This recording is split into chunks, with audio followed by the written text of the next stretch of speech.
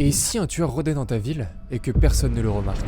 Toulouse, à la fin des années 80, était une ville tranquille où il faisait bon vivre. Pourtant, derrière cette apparence de sérénité, une menace invisible rôdait en ville. Tout commence en février 1989, lorsque le corps sans vie de Valérie Tariotte, serveuse près de la gare de Matabio, est découvert chez elle dans des circonstances étranges. Les enquêteurs concluent hâtivement à un suicide, malgré les poignets liés et les sous-vêtements déchirés de la victime. Un doute subsiste donc, mais l'affaire est rapidement classée. Quelques mois plus tard, en janvier 1990, Laure Martinet, étudiante de 19 ans, disparaît soudainement. 2 jours plus tard, son corps est retrouvé abandonné dans un fossé près de Toulouse. Étranglée et abusée, elle laisse derrière elle une famille sans réponse et des enquêteurs désemparés. Aucun témoin direct, aucune piste tangible. La ville commence à murmurer, à croire l'existence d'un prédateur insaisissable. Pourtant, les autorités peinent à relier ces crimes entre eux. Les affaires stagnent, les pistes s'évaporent, mais personne ne semble remarquer que ces tragédies sont peut-être le début d'une série macabre. Les années passent et Toulouse connaît un répit apparent. Mais au début de l'année 1997, l'horreur ressurgit brutalement. Le 11 février, Martine Mathias est retrouvée morte dans son appartement incendié. Malgré des indices évidents de lutte et d'agression, la police conclut à un suicide. L'affaire est classée et le malaise grandit. 10 jours plus tard,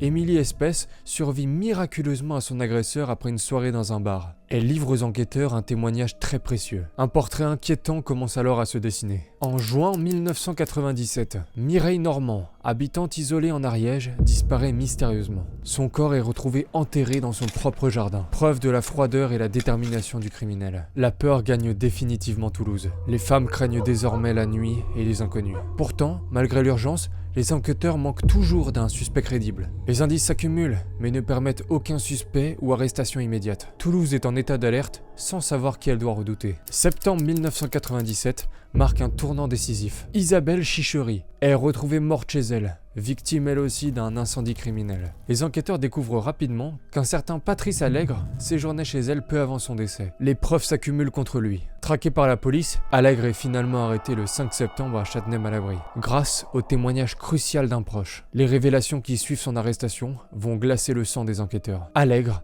avoue tout sans détour. 5 meurtres et plusieurs agressions commis entre 89 et 97. Son procès, ouvert en 2002, confirme l'ampleur de ses crimes. Devant une cour d'assises stupéfaite, Allègre est condamné à la réclusion criminelle à perpétuité. Pourtant, des questions demeurent. D'autres victimes pourraient-elles être restées inconnues? Des complicités auraient-elles été ignorées? Aujourd'hui, Patrice Allègre reste derrière les barreaux. Mais l'affaire aura laissé une cicatrice indélébile, rappelant à tous que l'horreur peut parfois côtoyer vos rues.